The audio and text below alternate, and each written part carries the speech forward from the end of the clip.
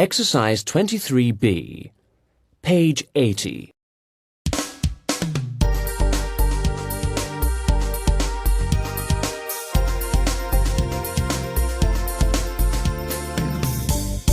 Most of us dread the thought of that inevitable day-to-day grind of getting to and from work.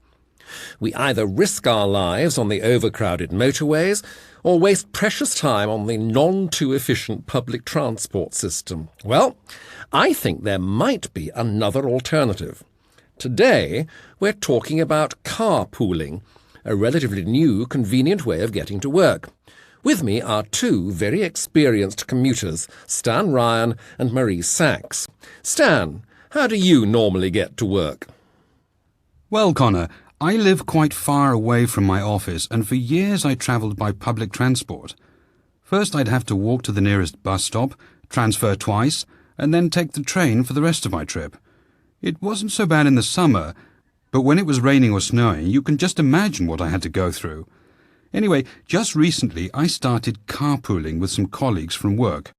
I can't begin to explain how much time and money I've saved, not to mention that it's less stressful. Carpooling lets you get to work without all the hassle. I have to travel a fair distance as well each morning, and I'm sure that psychologically, sharing the drive into the city must be far more relaxing than taking the bus or the train.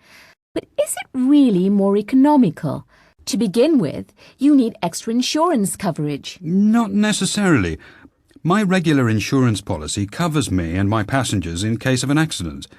The only time I've ever heard about somebody's coverage going up was if they were receiving petrol money or taking a fee from the occupants of the vehicle, but then that wouldn't really be carpooling. You'd be acting as a kind of chauffeur. I do think I'd increase my medical payment coverage if I was, say, carpooling kids at the weekends, though. I would as well. It really speeds things up in cases where there's a question of accident liability. Always better safe than sorry. To tell the truth, last year I did give some thought to driving into work with a co-worker of mine, but the deciding factor was that I could never find a convenient place to leave my car.